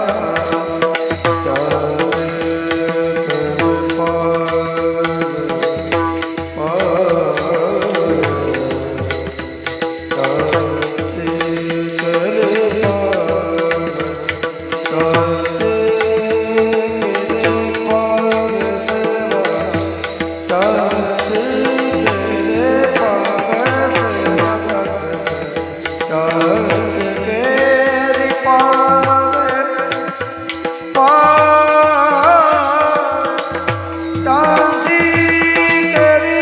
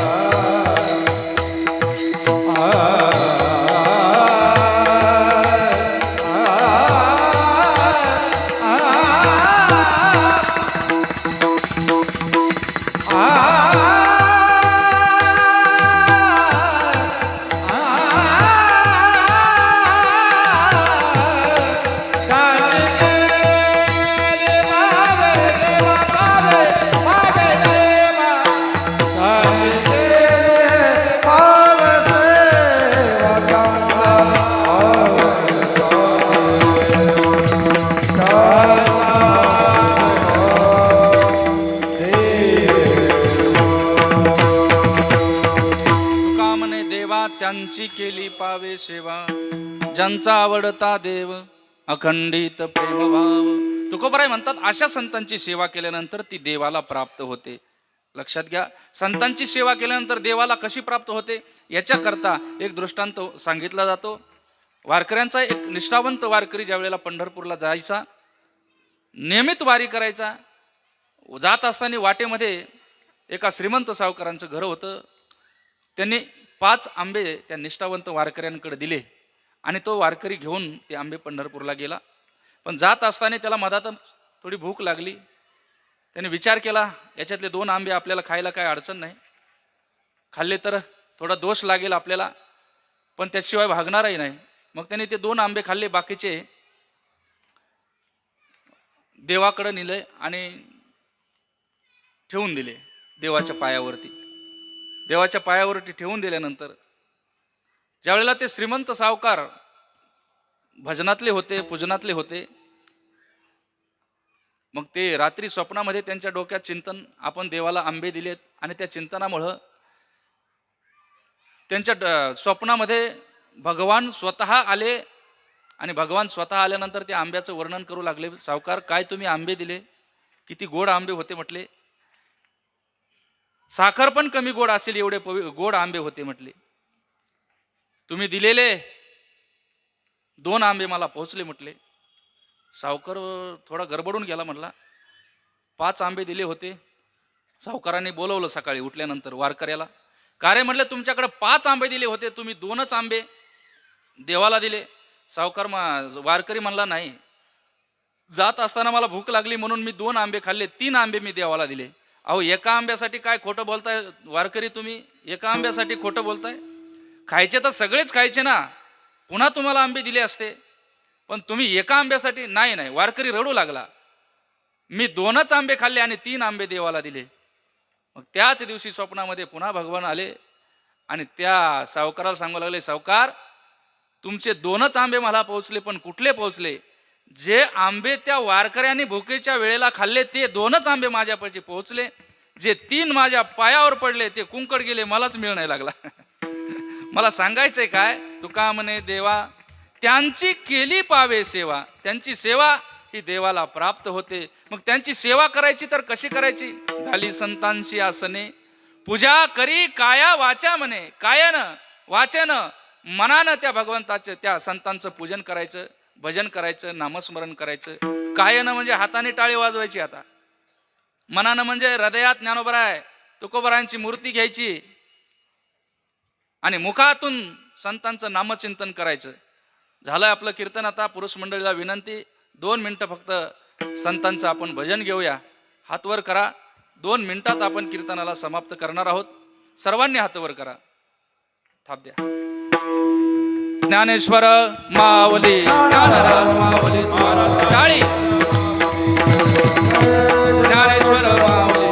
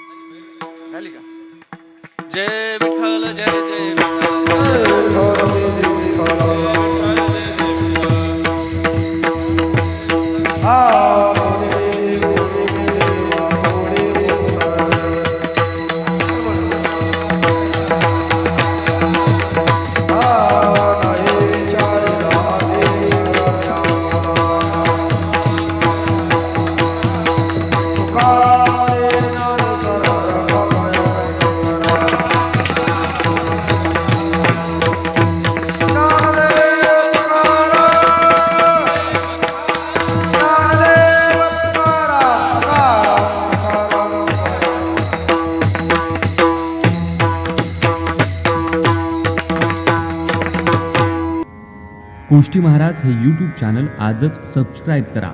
बेल आयकॉनवर क्लिक करा. शुद्ध सांप्रदायिक चाली, कीर्तनं, प्रवचनं, कथा, पारायणं असे वारकरी संप्रदायाशी संबंधित व्हिडिओ पहा. आपणही पहा आणि इतरांनाही आग्रहपूर्वक सांगा.